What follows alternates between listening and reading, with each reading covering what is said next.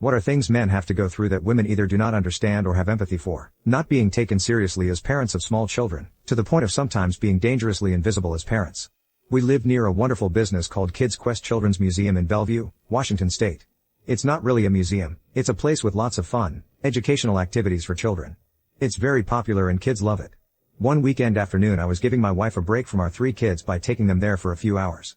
Suddenly, without warning, a female employee picked up my youngest child, less than a year old, from right in front of me, and started marching away with him, and it was all I could do to get her to stop and give him back.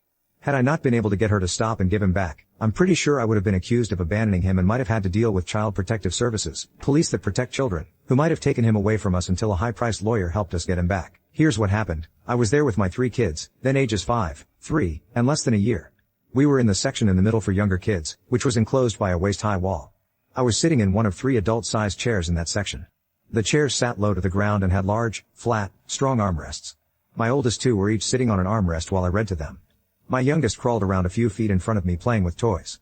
About 6 feet away from me was a low circular wall enclosing an area with lots of plush animals for kids to go wild jumping around with. An adult couple was sitting on my side of that wall, facing me.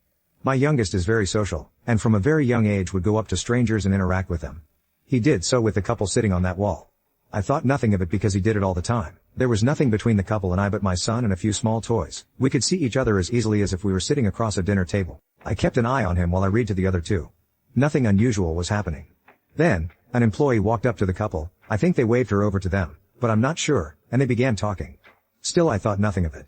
Then, suddenly, without any warning of any kind, the employee picked up my youngest from about 5 feet in front of me, turned around, and began walking toward the section's door. I said excuse me, plenty loudly enough to be heard. No response. I said excuse me. Again, louder, loud enough that several people around us turned to look. But there was still no response from her, and she was nearly at the door. If I had gotten up right then I would have spilled my older 2 to the floor, and there wasn't time to make them understand I needed to get up immediately. So I took a deep breath and bellowed, as loud as I possibly could, "Hey!" That got her attention finally. She stopped and turned to look, but made no move to release him. I realized I needed to make as many people as possible in the area understand what was happening, so I bellowed, as loudly and as clearly as I possibly could, "Where are you taking my son?" Without a word, she set him down, turned around, and walked out. She barely even looked at me. It was surreal. I'd like to repeat here that she did not say a word to me after nearly absconding with my kid who was less than a year old. I should have demanded to see the manager, but I was in a slightly traumatized state of mind and didn't think of that until much later.